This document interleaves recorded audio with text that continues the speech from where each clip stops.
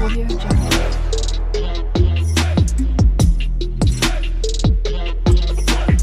Audio Jungle.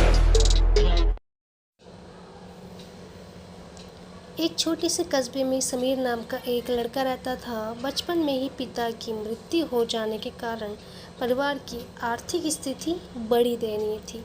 Sameer की माँ कुछ पढ़ी लिखी ज़रूर थी, लेकिन उतनी पढ़ाई से नौकरी कहाँ मिलने वाली थी। सो घर घर बर्तन मांज कर और सिलाई बुनाई का काम करके किसी तरह अपने बच्चों को पढ़ा लिखा रही थी। समीर स्वभाव से थोड़ा शर्मीला था और अक्सर चुपचाप बैठा रहता था। एक दिन जब वो स्कूल से लौटा तो उसके हाथ में एक लिफाफा था।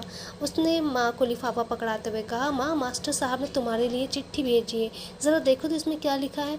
माँ ने मन ही मन चिट्ठी पढ़ी और मुस्करा कर बोली, बेटा, इसमें लिखा है कि आपका बेटा काफ़ी होशियार है। इस स्कूल के बाकी बच्चों की तुलना में इसका दिमाग बहुत तेज़ है और हमारे पास इसे पढ़ाने लायक शिक्षक नहीं है। इसे कल से ना भेजें। ये बात सुनकर समीर को स्कूल ना जा सकने का दुख तो हुआ, पर साथ ही उसका आत्मविश्वास भर गया। वो कुछ खास और उसकी बुद्धि तीव्र है। माँ ने उसका दाखिला एक अन्य स्कूल में करा दिया। समय बीतने लगा। समीर ने खूब मेहनत की, पढ़ाई की।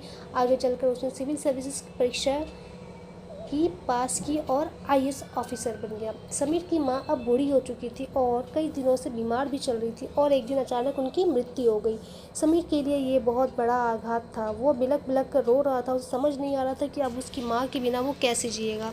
रोते रोते ही उसने माँ की पुरानी अलमारी खोली और हाथ में उसकी माला, चश्मा और अन्य वस्तु लेके चूमने लगा। उस अलमारी में समीर के पुराने खिलौने और बचपन के कपड़े तक संभाल कर रखे हुए थे। समीर एक एक कर सारी चीज़ें निकालने लगा और तभी उसकी नज़र एक पुरानी चिट्ठी पर पड़ी। दरअसल ये वही चिट्ठी थी जो मास्टर साहब ने उसे 18 साल पहले दी थी।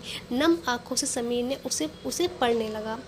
आदरणीय अभिभावक, आपको बताते हुए हमें अफसोस हो रहा है कि आपका बेटा समीर पढ़ाई में बेहद कमज़ोर है और खेल कूद में भी भाग नहीं लेता है।